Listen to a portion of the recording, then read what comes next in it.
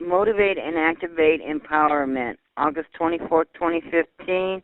Blind Vision United presents Darian Smith from the NFB Community Service Division. All right, welcome to Blind Vision United. This is Lorianne Coley. I'm your president of Blind Vision United. And tonight we have with us the national president of the Community Service Division of the NFB, the National Federation of the Blind. And Darian Smith is visiting with us tonight here on Blind Vision United, and he's going to tell us about himself and about his organization and what they're doing in the community out here. So welcome, Darian. We're glad to have you here on the Blind Vision United.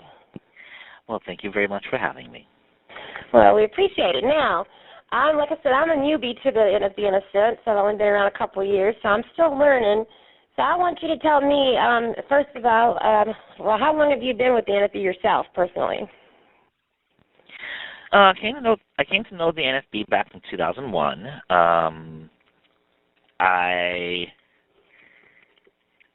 became more active in the organization probably in 2008, 2007, 2008-ish, after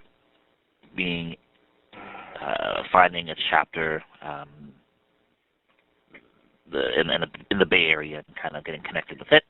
Okay.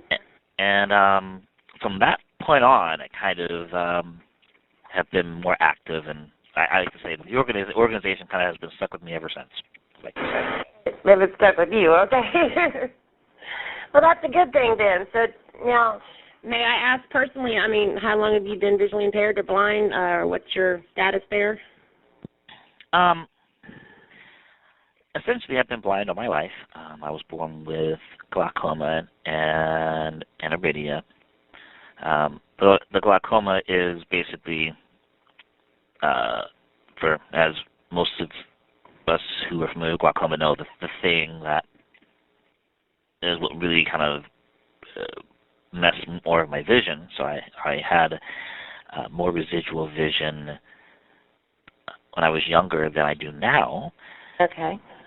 And so, but essentially, yeah, I was born with residual vision, but basically born blind, and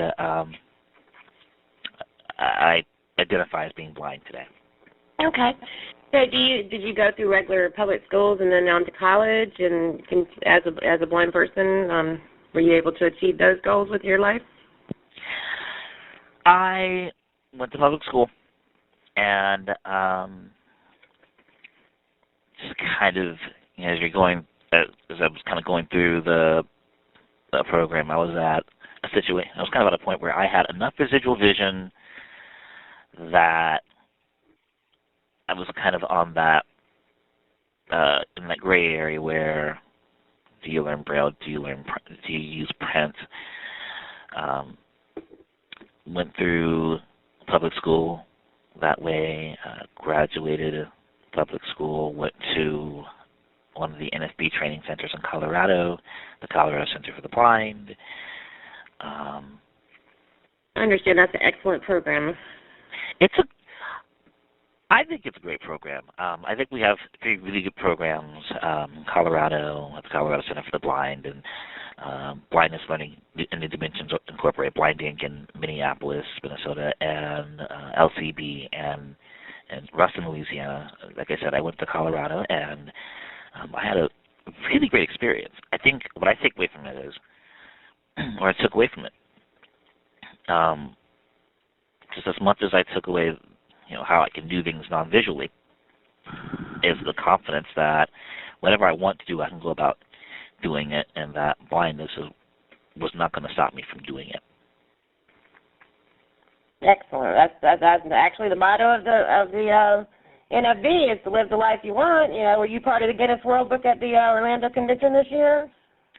Oh, definitely. I was out there. I was out there a little earlier, going and helping out marshalling a little bit, and then went out towards the end and stood out there and was out there raising an umbrella. In fact, I had the umbrella a few feet from me, and so I kind of say this is the thing I use to help make history.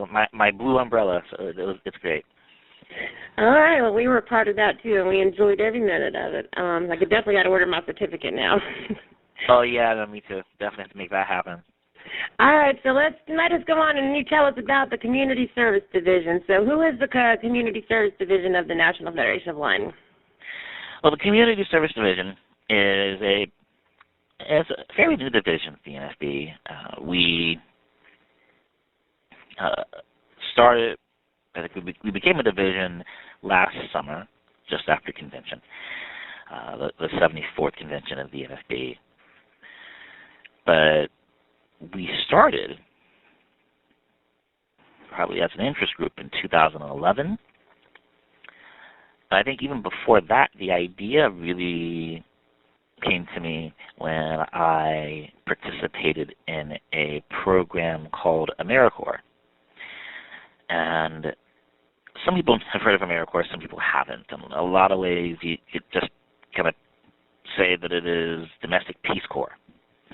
There are different programs in it. And the program that I took part in was a 10-month nomadic service type of program where you go and you work out of a home base, and you go out in different communities with teams of 10 people and travel from city to city, different parts of the country in a 15-passenger van, and you go do different service projects. And what I had experienced going through is I experienced being the first blind person that had gone through that program on that campus, and people that didn't really know what to do with me. And really, I came in going, I don't know all of what we're going to do, because really, you don't know all of your projects. You know them as you go. You go to one project, and maybe you won't know until a couple weeks beforehand what the next project is. And so every time I went to a new project, it was always this kind of continuing conversation of, well, what is it that you can't do, or how are we going to make this happen? And I'm not sure this is something that you can do, and I'm constantly thinking, this is something I can do. Let me try this. Let me do, let me use this drill. Let me learn how to use this particular tool, whatever that thing is. And sometimes it worked out, whereas it was a matter of just having the conversation, and we did the thing that I wanted to do. And maybe it was having the conversation, and I still ran into walls. And when I was leaving the program, I thought, gosh, a lot of these things that you're being asked to do, whether it is painting or using a power tool or mentoring youth or whatever the case may have been, these are things that I know that blind people can do, and a lot of people don't know that we can do them. And so, wouldn't it be great if we found ways that people who want to find community service opportunities in their town, wherever they are, that they can find these opportunities, get connected to them, and do them as participants in society, not have to be thought of as blind folks that we have to really think about and account for as far as liability. So that's what I thought of when I graduated the program. And when I graduated the program in 2009, I talked with some friends, and we thought this was a good idea. And then we finally got to talking in 2011 about trying to do this. And I approached our then president, Dr. Maurer, about this, and he said, it's a good idea. And we became a group, and we started thinking and planning and working on ideas and building up interest. And in 2014, we had a meeting, and we had a really good seminar, and we put together a constitution, elected the officers, and now we are into our, I think we just wrapped up our first full year as a division, so that's exciting. All right, okay. So what is the purpose of the Community Service Division? The purpose of the Community Service Division really, it's to take the ideas that everything that we believe in the National Federation of the Blind, kind of as you touched on before, we believe that blindness is not the characteristic that defines us and what we choose to do with our lives. And every day in the organization, we raise the expectations of blind people. We recognize through personal experiences that low expectations create obstacles between blind people and our dreams. And we know very well, we've known for 75 years that we can live the life we want and that blindness isn't what holds us back. Well, the best way that we believe to show that is to show that we are not the recipients of charity that people sometimes kind of box us in as. People think that we might be. And people don't necessarily think of this in such a way that they're being malicious. It's just kind of, people are well-meaning and sort of think, well, you got to take care of people. You got to make sure that you don't hurt yourself. You got to make sure that nothing bad happens to you. And we think, well, we can take care of ourselves. We can make the decisions that we want and do the things we need to do. But this division is very much is another way of putting that idea, the things that we believe in the organization, into action. And by encouraging each other and the organization and any other blind person that wants that encouragement to get out in the community and find an opportunity to serve, to do something, and to do something that, again, that maybe people don't traditionally think that blind people can do. That's the challenge. That raises our expectations of ourselves. It raises the expectations that people have of us. That really, in its own unique way, drives home the point. Right. Well, I just attended my South Carolina State Convention, and Chris Danielson was the banquet speaker for the national, representing the nation, national division, or national, and that was his banquet speech was about higher expectations, hiring our expectations in life and having people, stop setting our goals for ourselves, and we need to set our own goals and hire our own expectations for our own selves and, achieve the things we want to achieve and not let people lower those expectations for ourselves. So I agree with that philosophy in life. So as a community service, what is some of your main goals or your beliefs that y'all are trying to, put out there, or some of the things that y'all are working on as far as projects within the community and within the National Federation of Blind? Anything in particular going on right now in y'all's division? Well, at this stage, we are just kind of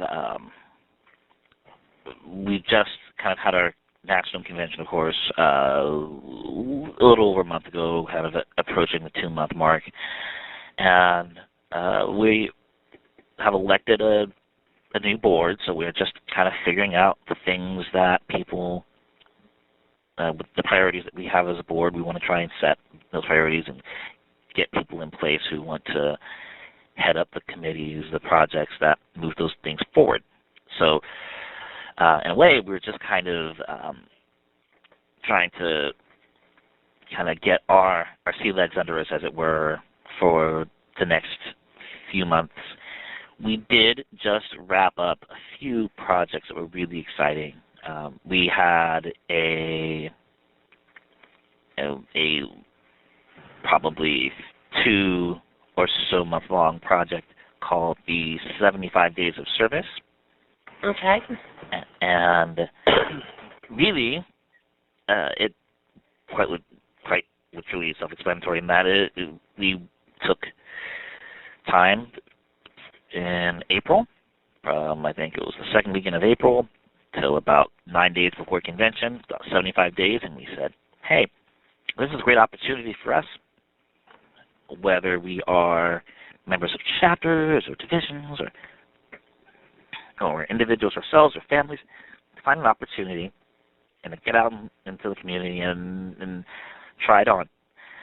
We had conference calls where people could come and ask questions and see support and get support and do those things, and that was great. So we had that, and some people shared stories, and some people really got inspired, and that was a fun thing. We wrapped up our newsletter. We just wrote a newsletter. Okay. And just wrapped that up, and so that's exciting. And we have wrapped up the finishing touches on, well, for the time being, our blog. We are transferring the blog that we have over to a website. We're not quite ready to go live with it yet, but once we do have the website, we're going to have our newsletter on that. We're going to have our blog posts there. We're going to have a resource page where anyone who wants to know how to get involved, where to get involved. A lot of people, go, "This is great, but I need to know how to get involved. Like what can I do?" And we have a page that says, "Check out these opportunities." We're just going to give you links to things, and you can poke around and look and see if this makes sense. And so that's a cool thing we're doing, and we have a document that we just finished up that details kind of some 8 simple steps on how to get involved. Basically, if you just way before the, "Hey, I'm gung-ho about this, where do I go?" It's basically the how do I get to the point where I'm ready to go. It's the traits you the things you want to do. Do you want to, how to be confident, or basically being confident, or asking for ideas from your fellow federationists. It's ways people might use to orientate themselves when they go to a service site. Just different neat little tidbits there. And so we're working to kind of put those up on the website, and we should have that up there really soon. We're really excited about that, which really isn't too bad for a first year. No, for first year. That was my next question. I know, like in my state, we have like the computer science division, senior division, and I think there's one other, the children, the parents of blind children. So there's very little divisions here in my state. So how many states now have you gotten to form smaller divisions within their states, or is it just all national? Well, we have 2 states. One is California. Okay. And one is really not a state. It's a district, so District of Columbia. All right. Have currently community service divisions, and so their interests are really kind of diverse, or where they are is kind of diverse. We're all at different stages of doing this, and so, I'm hearing that Texas has interest in possibly doing something. So, it's kind of an interesting thing because we're all, like I say, in various stages of development. We're all doing different types of projects and different types of things, but we do have, like I say, 2 established divisions and a committee that is looking to potentially become its own division. Okay. So that's exciting. So now, who can become a member of the community service division? Is there any specific stipulations to be a member? Anyone can be a member of the division. Anyone can. Even a sighted person? Oh yeah. Okay. Anyone can. It's kind of as it is with our national organization. The majority members of the division should have to be blind. So that's more of a, we can't have more people in the division. We need to have more people, just in the spirit of what we are as an organization that is, by, for, controlled by the blind and ran by the blind, that type of thing. We are an organization that has a good majority of, and need to have, the majority of our members be blind, but anyone who's sighted who wants to join the party can join the party. And we would love it. I think that is an important way that we can get people to understand who and what we are, is that people come and see who we are and what we do and as an organization, this division or any other division. Excellent. Okay. So, what is some of let's say for needs purposes, like in your California state, in general, what are some of the things you have done in the last year as far as the community of California or even the District of Columbia, like any particular type of community service projects that y'all have done that have really stood out or and made a difference in that community? Well, the California division is very new, so and California is a big state. So I think this first year has been a lot of, okay, so what do we want to do? Let's really get people to know what we are and how we're doing. So this first year has been more of a more of a public awareness type of thing. Okay. Let people know that we're out there. I think DC has been around a little longer, so they've done clothing drives, as an example, and those are really, it's really exciting because they're people who are going and they're bringing in their clothes and they're then bringing the chapter meetings or whatnot, and then you have a few people that are going and bringing them to the organization that they're donating them to, and that's important because we want to be able to not just say, here are these clothes, and have someone randomly drop them off. We want to be able to finish what we start. We want to bring those clothes in and drop them off, and so people know.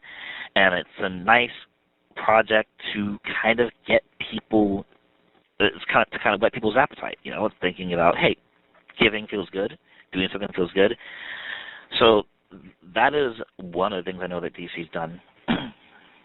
Okay, so when I think of community service, I'm thinking of feed the homeless or clean up things in your community or your town, or like with some of these organizations, they get out and clean up the roads or the sidewalks, or I'm thinking of things of that nature that I've seen organizations do. So do you have anything in particular in mind for the next year to come with the community services? Anything in particular that you're looking towards? Well, with the national division, it becomes, of course, a little difficult because you're trying to put together a project and roll it out to people all over the country. Uh-huh. But that's something that we enjoy. That's something that we want to do. We want to find something to really go and encourage people. Really, I think, to just how do you go and how do you, in your state, in your local chapter, get involved, because we are a grassroots organization, and that's where a lot of the real the real magic's going to happen, in a manner of speaking. I do know of a chapter in California that has done that's gone to a church, Glide Memorial Church, which is in San Francisco, and they've fed the homeless and low-income folks there, and I hear that they may be doing that again, so I'm interested to hear kind of what's going to happen with that and join it if that's going to happen. I do know that we have a chapter in Tulsa that has gone to a food pantry and has done some food packing and things of that nature. So I do know of chapters that have done this. And the interesting thing is that this division, the concept, is not very new. Chapters do this type of thing. Right. It's really to kind of bring more attention to it. It's really to encourage more people to think about this and do this, and to encourage different populations, because a lot of our divisions are very, we have a lot of diverse, we have divisions that make up a lot of very diverse populations of the organization. A lot of them kind of, just by virtue of what their interests are, really serve a particular interest, and that's important, and you need that. You need a division for parents of blind children, or blind parents, or lawyers, or senior citizens, or whatever, or what have you. The fun thing about this division is that anybody, if you're a lawyer, if you're a student, you're a blind parent, you're a parent of blind children, you're a senior citizen, anyone can be a part of it. So I think that one thing that we want to do just as a long-term goal is every year at convention we have a meeting that has about 45 people, or 45, maybe 50 people that come to the meeting, and that's great. That's good. It's a good number of people. We think we can get 100 people coming to that meeting. We think we can easily do it. So it's just getting more people to know of it. One thing that we're thinking of maybe doing, we're talking about doing, is doing maybe a challenge, a service challenge type of thing. Something where we are going to encourage people, individuals, chapters, affiliates, to do some sort of community service. And we want to really be more hands-on in supporting chapters and how they do it, and the way it might work, and that type of thing. And that hopefully at National Convention next year, try to plan to do a community service project around, in conjunction with that week of convention. So not only are we getting out in the community and we are doing something that kind of brings us together as a group and that does something really awesome for the community, but we're also sort of raising awareness of the convention. Maybe people will kind of check out the convention that normally don't. You've been to the convention. It's like 2,500 people, close to 3,000 people, 3,000 blind folks with their canes and their dogs and running around and going to their meetings and representing every walk of life. And these are people who are too busy trying to go and learn and grow and find out stuff and share information and give, to be worried about the one thing that everyone else in society sees. But you're blind. You're like, yeah, we know. Please excuse us while I go and present at this meeting. Please excuse me while I do this. It's great. So let's see if we can't go and do a great service project and then bring more people in. Let's get them excited about what we're excited about every year. Right. Well, that's what we're trying to do here on Blind Vision United. I've got a challenge to my, I have another chat line besides this one that I run, and I have a large number of blind people that work on it. And there's these are the folks that, don't really get out their homes. They're not involved in the NFB. They're not involved in the ACB, or they don't go to training centers, or they have very little training. And we've been trying to educate them and kind of connect them to that NFB world, or connect them to the outside world of computers and technology, and teach them. And one of my challenges is to them, we're having our first meet and greet this year in Myrtle Beach, South Carolina, since that's my home state. But I challenged them that next year I want them all to come to Orlando, whether it be the last 4 days of the convention or either the whole week. I want them to come, and we're going to try to find a way to get them there. So that's my challenge, because I want to see if they will take the challenge to travel, because most of them don't leave their home. And that's the kinds of folks that I'm reaching out to, because that's the kinds of folks that I think need the NFB, that they need the education. They need these opportunities. I've got some young folks over there that's in their 20s or early 30s that are not living the life they should be living, and that's the ones that I want to help. And that's the ones that I want to see make a difference. And, I'm still kind of new to this myself, and my first convention last year was inspiring to me, came back, and that's where I came up with this ideal for Blind Vision United. We wanted to continue helping and connecting the two worlds out here, the chat line worlds and the NFB world, the Facebook world, the internet and phone world, because there's a lot of them that don't have that connection. And we're trying to teach them what we can teach them. So I'm hoping that we'll continue to do that. And services like the NFB is definitely what we need, because, y'all are the ones that's been out there in the forefront for the last 75 years and have been fighting and changing the laws and changing the way people view the blind community. And we've got to continue to higher expectations and not let people put them down or treat them like second-class citizens. And that's what I want to see change. It's a beautiful thing. It's a beautiful thing. I think it's huge, to say, hey, these, I see something in you. I want to help you get to where you ought to be, and to really challenge others. It's also challenging ourselves. That's another way that we, even doing that, raise expectations of ourselves and the other people, because now we're going, all right, like this. Now I'm challenging myself. I'm pushing myself beyond something that even I'm thinking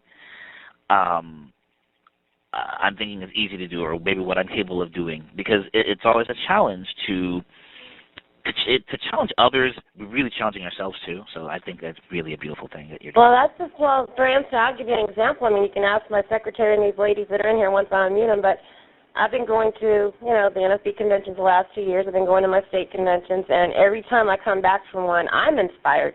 Now, I've visually impaired now since 2002. I can still see some, but not to the point that I can, live without the, all the things I need, technology and the canes and such.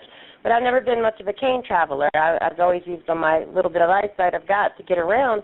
But after I went to the convention this year, I met up with a guy from the BISM youth program, and he was a cane instructor, and he was talking to me at the convention. He's like, well, you do pretty good for somebody that's gotten, you're not using your cane, but I've watched you walk around this convention, and you need to use your cane because you're watching the floor too much. And so he challenged me. So last weekend he was here in South Carolina, and we went to, the convention was in Columbia, South Carolina. So last weekend we went to Columbia for a couple of days, and I had him teach me how to get around the city. So that was my first time as a blind person walking with a cane in a city, and to actually go into a restaurant or go into a place with that cane in my hand was the first thing that I've ever done that.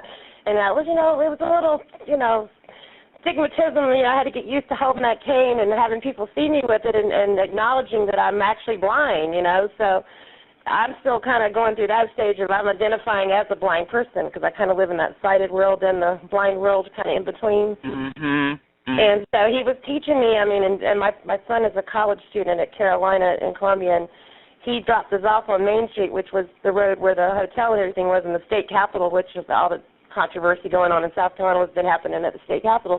He dropped us off near there so we could walk up and down Main Street.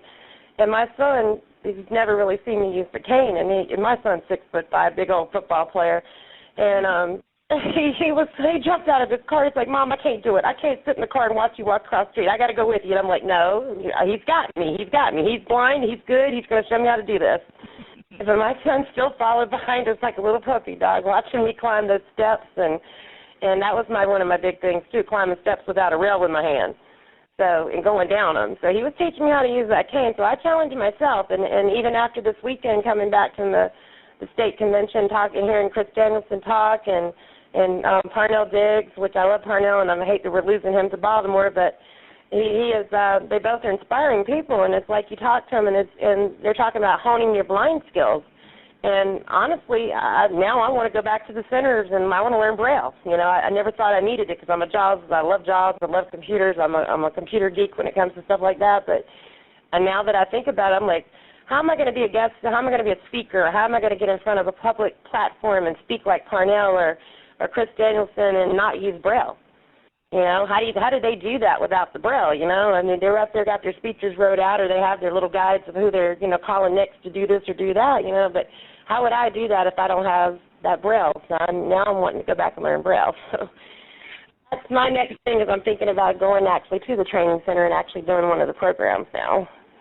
It's huge, and because honestly, I went, I think it was 2003, I went to the Colorado Center, and I remember much along the same lines as you, using my cane before I went to the center. I always didn't know I was looking down, making sure I wasn't tripping or anything. I did it most of my life. Well, I ended up traveling enough under sleep shades that I remember just one day over a weekend, just traveling, I think, down the 16th Street Mall in Denver, and deciding, you know what, I don't know why I'm even looking down. I don't need to. Just tilt my head back up and look ahead like everyone else does. People, when we don't realize that, that sighted people, when they're walking, they're looking ahead. They're not looking down. They're looking ahead. Mm-hmm. Keep my head up, looking ahead. Maybe I'm seeing something, maybe I'm not. But it's amazing what that does. That your head held high, you're confident, you're walking, you're trusting your cane, you're doing all these things. You're really. It's that thing that helps to really build your confidence, and it does trickle down to everything else. And I remember, fast forward a few years later, after I graduated the center, I had a unit leader in in CCC, the National Civilian Community Corps, which is the AmeriCorps program that I had enrolled in, and he very much was he former Army guy. He had this idea in his head, the things that you're wanting to do. I think this would be difficult for me if I didn't have vision. So if I think it's difficult for me, gosh, it has to be really difficult for you. And I'm thinking, well, gosh, you're imagining what it's like to not have vision. I'm the one that doesn't have vision. If I think I'm pretty confident in it, let me do it. So, we're hiking around in Rocky Mountain National Park. That's right. We're hiking around there. Oh. I'm using my cane, and he's all worried. He's super concerned about me tripping. There's this there, and he's wanting to grab onto my shoulder, and I'm finding things with my cane. And if I miss something, I'm catching myself. It's not a big deal. Right. But it was really funny just to have this guy who's now, but you're gonna step on, and there's this in there, and I'm like, just calm down, calm yourself down. We're okay. We're doing all right. Well, see now, that explains to me more. So when I first, I'm gonna be honest with you, when I first went to the NFB convention and I spoke with some of the folks there, my first impression of some of them was that I felt they were kind of stuck up or a little, snooty. And I'm not being disrespectful, but some of them, but it was that their pride so much in themselves of what they were accomplishing, which I was proud of the things they had accomplished, but the way they carried themselves at first towards a new person was a little arrogant in my viewpoint at first. But then after I've been around now the last couple of years and getting involved, because for years I was just raising kids and not doing anything in the blind community. I was just a visually impaired mom sitting at home raising children and not really, I trained myself what I could, and then that was it, So I'd never been through a formal programs and never got involved until now. I waited till my kids went off to college, but it was just my first impression was that. But then as I've been around it the last 2 years now, I realize more, and it's not being snooty or arrogant. It is the confidence in them that because they have achieved this, that they're trying to teach the community and the people around them that, I can do this. Don't like you said, don't lower my expectations of what you think I can't do. Let me just do it. And I'm seeing that more and more as I've met more people within the NFB, and they're inspiring me because I'm learning from them. And it's a very human thing too. I think that if we look at it from very human basis, from a very human level, we have confidence. We have a confidence in what we want to do and this vision of how we want to go about doing things in life. I don't think that anyone really, I think we all struggle with this idea. Like if someone comes in front of us and says, look, I don't know if you can do this. If you're someone that has been taking care of your kids all your life and someone says, I'm not sure if that's the right thing to do, as any parent, they're going, really? Really? Like, you going to tell me how this works? Or someone who's been cooking all their life and someone comes in, how that works. I tell sighted folks, or some of my sighted friends, I give them the analogy of, imagine when someone was teaching you how to drive, and if they're over your shoulder and every time they're going, but do this, and turn here, don't do that, you naturally get really frustrated because you're like, okay, I don't know what I'm doing. Okay, calm it down a little bit, right? So that makes sense when you were getting in that analogy, yes. And I've seen it too within my own family. Like I've got 2 sons that are older, and then I've got a younger son, a daughter, and then an older son. Now my sons are total opposites of my daughter. Now my sons are like, go for it, Mom. Go where you're going. Mama's traveling now. She's doing her thing. We're not afraid anymore. Let her do it. And then my daughter's the opposite. She wants to be the caregiver. She wants to hold me back, or she wants me. Oh, Mom, watch out! You're gonna hit somebody with that buggy. Oh, Mom, you're gonna do this. And I'm like, please stop it. I'm good, you know. I got to put you through high school. You're in college. You're working. You know, I've helped you with this and this and this. So you don't worry. Mom's got it, you know. Right. See the difference in your own family, too. So, I mean, that's the same thing with what Mr. Danielson was talking about. I mean, people lower. He was talking about the same thing. I think he went to the Colorado Center, too, I believe, or one of them centers he was talking about where they were doing rock climbing. And they made him attempt to climb some rocks or something and walk down this mountain with the canes and all that, and that was part of his training. And I was like, ooh, that's a little tough. But I guess that's one way to teach you how to be truly confident with that cane, you know, when you get put in a situation like that. And what people don't understand sometimes is it's not as if you're being thrown out in the deep end and forced to figure it out. When you go to a training center and you're learning these things, you hear, oh, we drop you somewhere in the city, make you find your way back by yourself, and, oh, we make it so that you have to cook a meal for 40 people.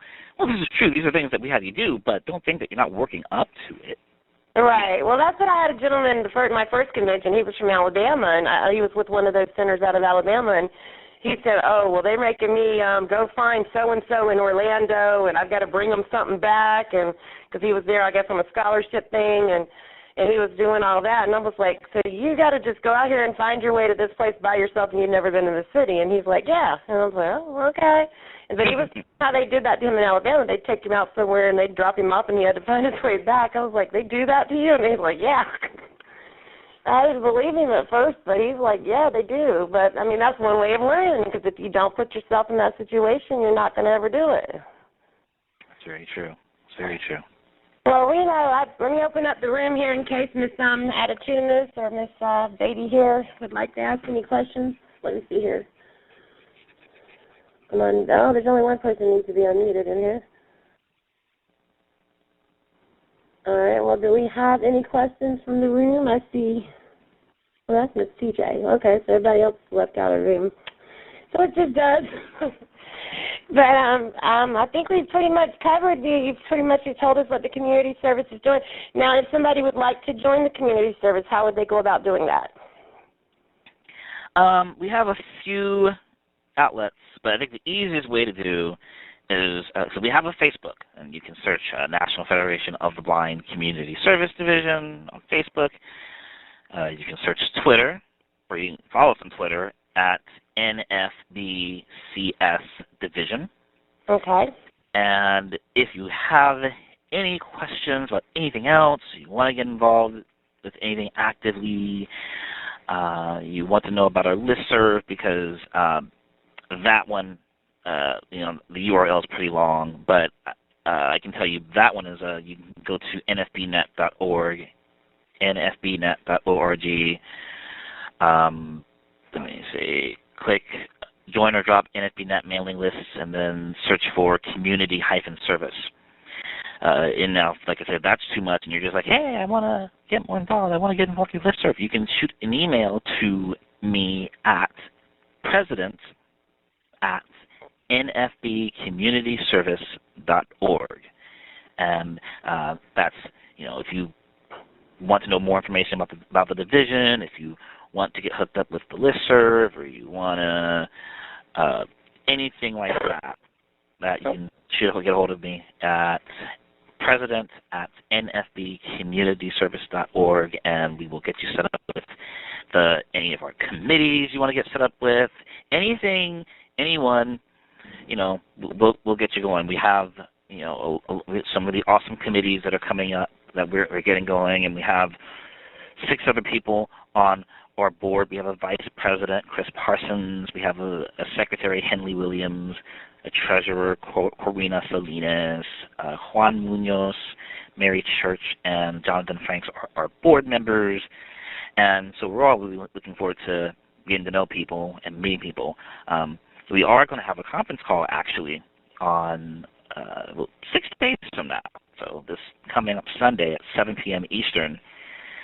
And anyone who's interested in that, we're going to be talking about the division and our committees, and thinking about things that people want to do, and helping people kind of get set up in such ways we can kind of help build the division to make it be the resource that we know it can be, to make it be the force that we know it can be.